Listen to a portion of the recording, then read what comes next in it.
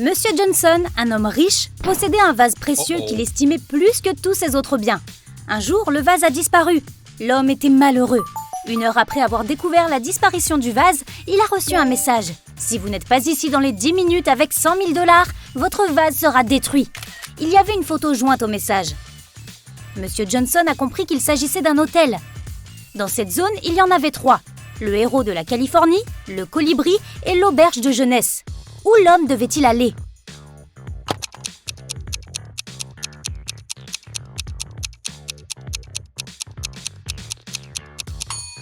Monsieur Johnson devrait se dépêcher d'aller au colibri. C'est le seul hôtel qui ait un 7e étage.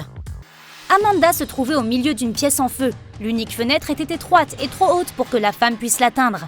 Il n'y avait rien à escalader, ni sur quoi se tenir. Il n'y avait pas de corde, il n'y avait pas de porte non plus. Et pourtant, en quelques secondes, Amanda s'est retrouvée dehors. Comment était-ce possible ?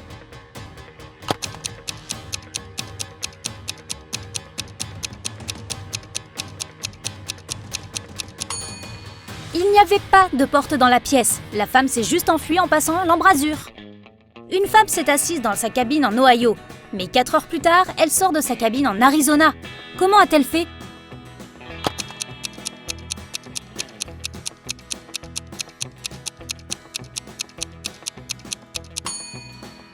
La femme est pilote et la cabine est en fait le cockpit de l'avion qu'elle fait voler. Une nuit, Kevin s'est introduit dans une maison de riches. Il savait que le propriétaire venait tout juste d'acheter un diamant unique au monde. Le voleur a réussi à passer à travers l'un des systèmes de sécurité les plus difficiles à déjouer qu'il ait jamais vu. Et voilà qu'il a trouvé le diamant. Après avoir pris la pierre précieuse, Kevin est sorti de la maison. Mais à peine avait-il franchi le portail que 2 agents de sécurité l'ont attrapé. Il a essayé de persuader les hommes qu'il n'était qu'un passant, mais ils ne l'ont pas cru. Ils ont fouillé Kevin mais n'ont rien trouvé. Les gardes, perplexes, en ont déduit que le voleur avait avalé le diamant. Mais les radiographies ne montraient rien d'étrange non plus. Les gardes ont dû laisser Kevin partir. Il est donc rentré chez lui et en quelques minutes, il avait le diamant entre les mains. Comment l'a-t-il fait passer en douce ?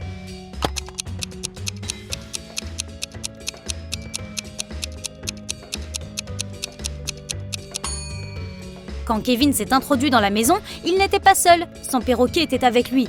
Une fois la pierre précieuse récupérée, le type l'a attachée à la patte du perroquet et l'oiseau a emporté le diamant à la maison.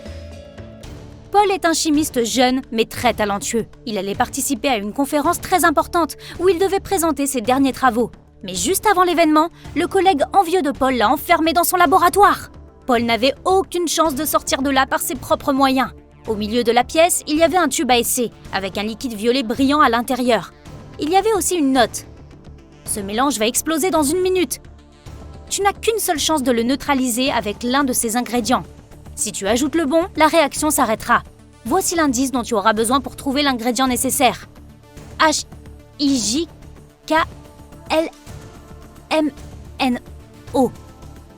Et ne compte pas sur tes connaissances en chimie pour t'aider. Heureusement, Paul était très malin et est parvenu à trouver le bon ingrédient avant que le temps ne soit écoulé. Lequel était-ce ?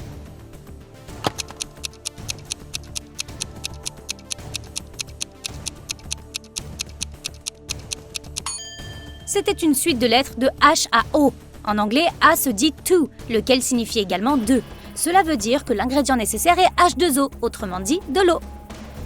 2 camionnettes identiques traversaient un pont quand celui-ci s'est effondré. Les voitures sont tombées dans l'eau et ont commencé à couler. Heureusement, les conducteurs étaient indemnes.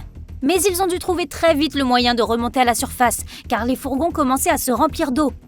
L'un des hommes s'est mis à pousser la porte du conducteur, et l'autre essayait d'ouvrir la porte latérale. Qui a le plus de chances de survivre ?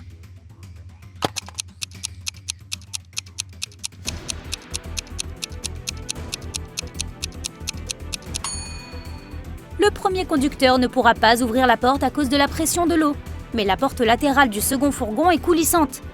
Avec un peu d'effort, le second conducteur pourra l'ouvrir et s'échapper. Une personne peut creuser un trou en 1 jour. Alors combien de temps faudra-t-il à 2 personnes pour creuser la moitié d'un trou ?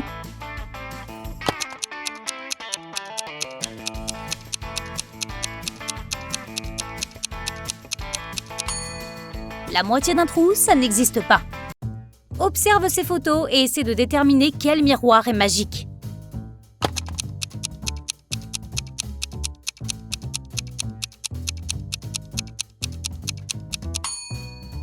C'est celui de droite. Il montre l'homme portant une moustache, mais dans la vraie vie, son visage est rasé de près. Betty déjeunait dans son café préféré lorsque plusieurs policiers sont entrés. Ils étaient à la recherche d'un criminel qui s'était échappé du poste de police la veille. Betty a commencé à regarder autour d'elle, examinant les visiteurs. Elle a repéré le criminel encore plus vite que les officiers. Qui était-ce ?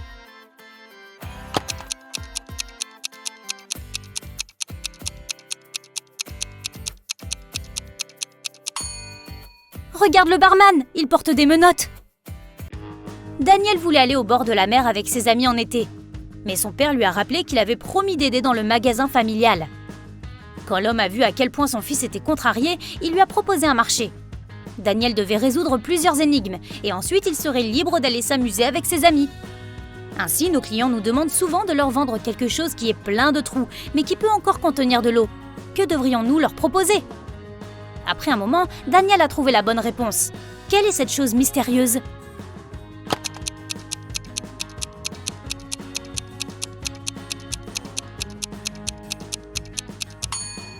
C'est une éponge. Le père de Daniel a poursuivi. Je pense introduire une nouvelle méthode de fixation des prix des articles que nous vendons. Les chaussettes coûteront 44 $. Une cravate sera à 28 $. Vous devrez payer 16 $ pour un pull. Et un manteau coûtera 28 $. Sur base de cette méthode de tarification, combien coûtera un t-shirt ? Connaissez-vous la réponse ?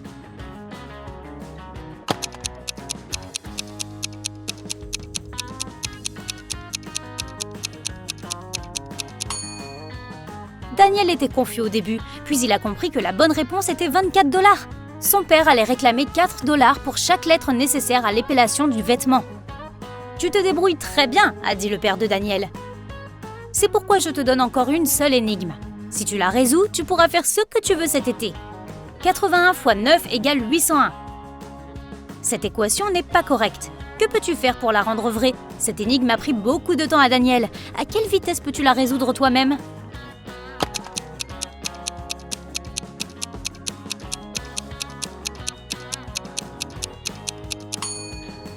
Tout ce que Daniel avait à faire était de retourner l'équation. Heureusement, il a réussi à comprendre. Il a obtenu 108 égale 6 x 18. Jason était un coursier qui livrait régulièrement de la nourriture et d'autres choses à Madame Brown. La vieille dame l'aimait beaucoup. Elle lui faisait assez confiance pour le laisser utiliser le double de sa clé. Elle l'a cachée sous son paillasson. Quand Madame Brown n'était pas là, Jason prenait cette clé et laissait tout ce qu'il apportait à l'intérieur. Un jour, il est arrivé chez la dame et a découvert que la clé n'était pas à sa place habituelle. Il a sonné et un homme qu'il n'avait jamais vu auparavant a ouvert la porte.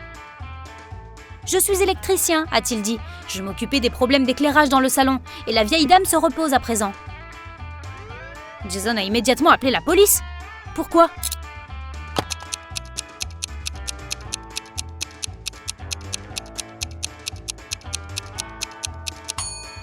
Le criminel est entré dans la maison à l'aide de la clé de secours. Paul est revenu de sa pause déjeuner et a vu que quelqu'un avait renversé du café sur ses documents. Il a crié, ce qui a attiré l'attention de son patron. Celui-ci a décidé de découvrir qui avait gâché le travail de Paul. Il a demandé à ses subordonnés ce qu'ils avaient fait pendant leur pause déjeuner. Nancy et Lisa ont répondu qu'elles étaient ensemble. Elles sont allées dans un bistrot pour prendre un café. Brian a expliqué qu'il ne se sentait pas bien. C'est pourquoi il a décidé de faire une promenade dans le parc. Et Sandra a dit qu'elle avait parlé à son petit ami au téléphone. Le patron a immédiatement compris qui mentait. Peux-tu trouver la solution ?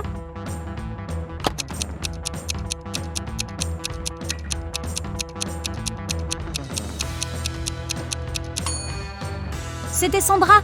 Il y a un panneau sur le mur qui interdit aux employés d'utiliser leur téléphone au bureau. Ça veut dire qu'elle ne pouvait pas parler avec son petit ami. Un riche homme d'affaires a disparu de chez lui un après-midi. Sa femme a appelé la police. Le détective est arrivé et a interrogé toutes les personnes qui se trouvaient dans la maison à ce moment-là. La cuisinière a dit qu'elle avait préparé le dîner et n'avait pas quitté la cuisine. La femme de chambre a affirmé qu'elle avait nettoyé la salle à manger après que l'homme d'affaires et sa femme aient déjeuné. Quant à l'épouse, elle a dit qu'après le déjeuner, elle avait pris un bain de soleil et nagé dans la piscine. Le détective a immédiatement compris qui était derrière la disparition de l'homme. Tu connais la réponse ?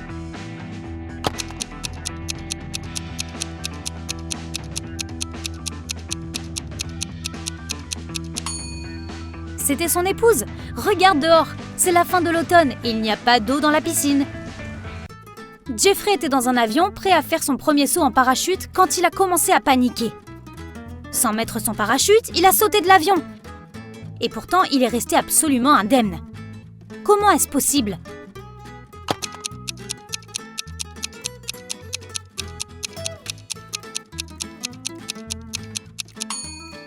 L'avion était toujours au sol. Il y a un grand pommier qui pousse sur une falaise. Si un vent puissant souffle en direction des terres, où tomberont les pommes ?